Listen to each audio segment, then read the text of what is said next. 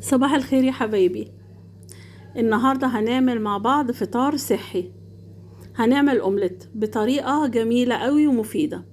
هنقطع مشروم، انا مقطعة 2، ومقطعة فلفل الوان، ودول بيضتين حط عليهم فلفل اسمر وشوية ملح، وبحب اقطع عليهم شوية حتة جبنة رومي صغيرة، يعني في حدود 10 جرام كده، عشان ابقى مقللة الدهون.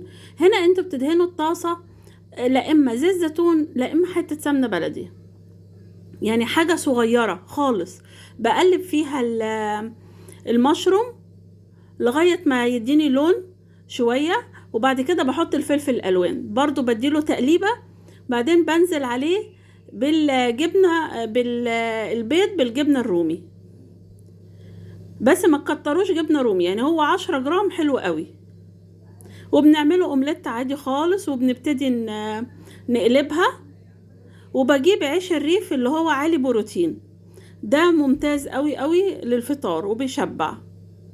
بتحط الاومليت فيه زي ما انتوا شايفين، ده موجود في اي سوبر ماركت، وبتلفوه رول وبتفطروا بيه زي ما انتوا شايفين. ده شكله النهائي تحفة ومغذي، واكلتوا بروتين حلو قوي في اول النهار، فبيفرق معاكم. يا رب الفيديو يعجبكم.